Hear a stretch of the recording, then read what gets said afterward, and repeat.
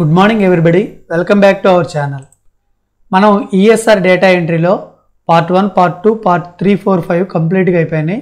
ఈరోజు మనం part 6, part 7 గురించి తెలుసుకుందాం. Part 6 leave travel concession details, LTC. ఈ ఎల్టీసీ సెక్షన్లో మనకి ఎన్నిసార్లు తీసుకున్నామో అన్నిసార్లు ఎంటర్ చేయాలి. ఫస్ట్ ఉండేది బ్లాక్ పీరియడ్. ఈ బ్లాక్ పీరియడ్ ఏ బ్లాక్ పీరియడ్లో మనం ఎల్టీసీ తీసుకున్నాం అనేది ఎంటర్ చేయాలి. ఎన్ని బ్లాక్ పీరియడ్లు ఎంటర్ చేసుకుంటే అన్ని రోస్ మనం ఇక చూడండి, ఇక్కడ యాడ్ రో కొట్టుకుంటే మనకు రోస్ వచ్చింది. 2 టైమ్స్ అయితే 2 టైమ్స్, ఎన్ని టైమ్స్ అయితే అన్ని టైమ్స్.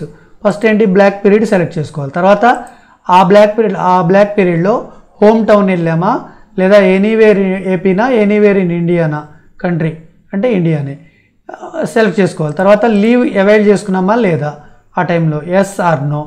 తర్వాత availed during, from mood to, ఎప్పుడు అవైల్ చేసుకున్నాం. తర్వాత ప్లేస్ ఆఫ్ విజిట్, ఏ ప్లేస్కి విజిట్ చేసాం. ఇక్కడ leave availed from mood to వేస్తే టోటల్ డేస్ ఆటోమేటిక్గా వచ్చేస్తాయి. ప్లేస్ ఆఫ్ విజిట్, ఏ ప్లేస్కి మనం విజిట్ చేసాం. ఆ బిల్ నంబరు, బిల్ డేటు మొత్తం వేసేయాలి. వేసిన తర్వాత బిల్ అమౌంట్ మొత్తం టోటల్ అమౌంట్ రూపీస్లో వేయాలి.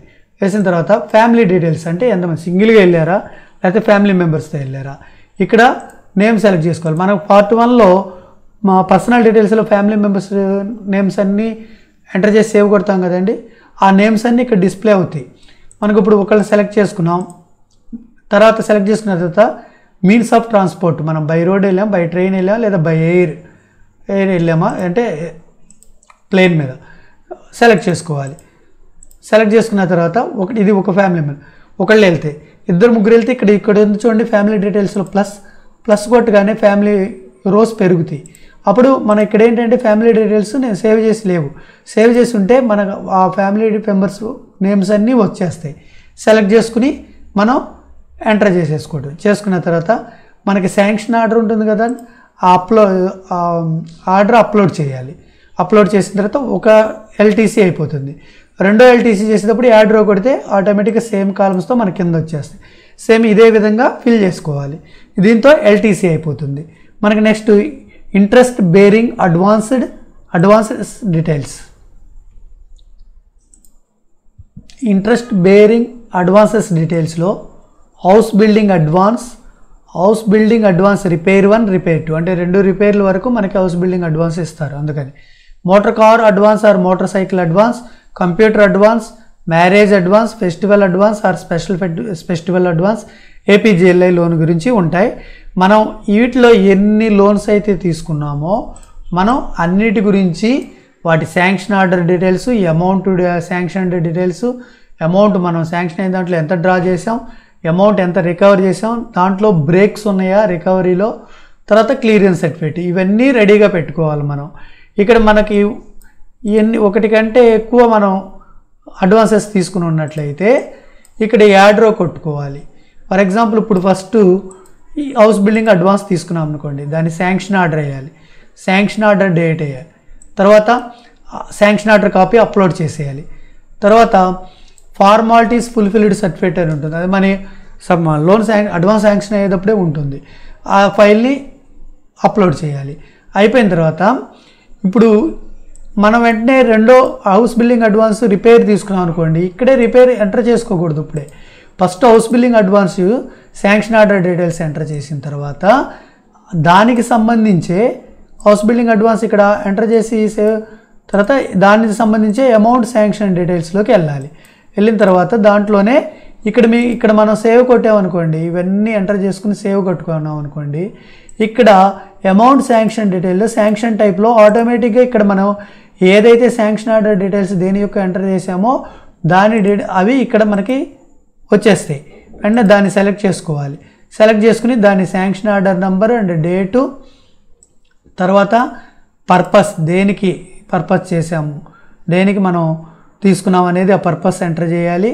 తర్వాత principal amount, interest percentage, number of ఇవన్నీ శాంక్షన్ ఆర్డర్లో ఉంటాయి. Number of instalments principal fixed, తర్వాత ఇంట్రెస్ట్ ఫిక్స్డ్, ఇవి ఎంటర్ చేసుకోవాలి. అమౌంట్ శాంక్షన్ డీటెయిల్స్ ఏదైతే ఫస్ట్ ఒక దాని గురించి మనం సెలెక్ట్ చేసుకుని ఫస్ట్ శాంక్షన్ ఆర్డర్ డీటెయిల్స్లో ఎంటర్ చేస్తామో దానికి సంబంధించిన అమౌంట్ శాంక్షన్ డీటెయిల్స్, అట్లాగే దానికి సంబంధించిన అమౌంట్ డ్రాన్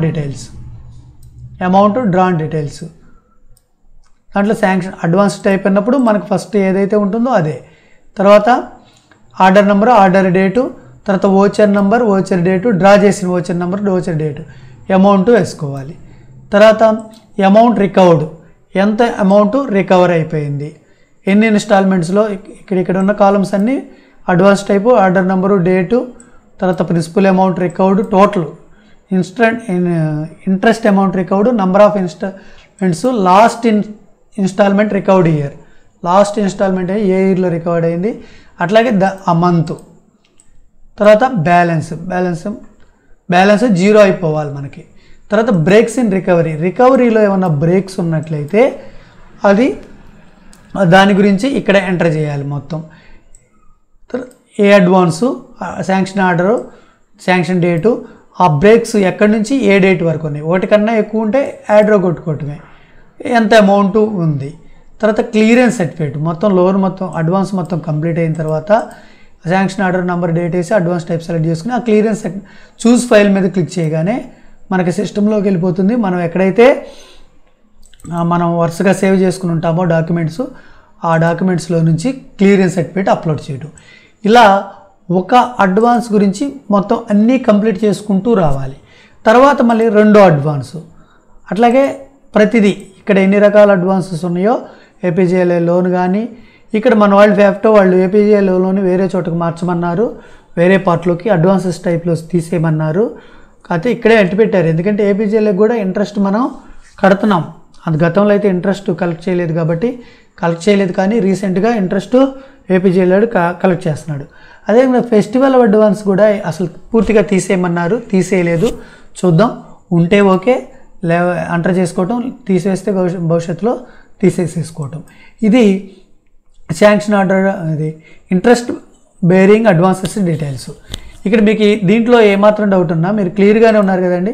ఇప్పుడు మనం ఒకటే అడ్వాన్స్ తీసుకుని దాని యొక్క శాంక్షన్ ఆర్డర్ ఈ కాలమ్స్ అన్నీ ఫిల్ చేసుకుంటూ వెళ్ళిన తర్వాత అది ఒకటైపోయింది. రెండో అడ్వాన్స్ మనకేమైనా ఉందనుకోండి, యాడ్రో కొట్టుకోవటం, మళ్ళీ ఆ రెండో అడ్వాన్సెస్ ఇక్కడ శాంక్షన్ ఆర్డర్ డీటెయిల్స్ ఎంటర్ చేసిన తర్వాత దానికి సంబంధించి ఇక్కడ కూడా రో యాడ్ చేసుకుని, రెండో రో యాడ్ చేసుకుని, సెకండ్ రోలో ఇక్కడ ఏదైతే ఉందో అట్లా సెకండ్ రోలో అన్ని కాలమ్స్లో ప్రతి కాలంలో సెకండ్ రోలో ఫిల్ చేసుకుంటూ వెళ్ళిపోవటం. అట్లాగే థర్డ్, ఫోర్త్ ఎన్ని ఉంటే మనకు అడ్వాన్సెస్ ఎన్ని ఉంటే అన్నీ ఫిల్ చేయాలి.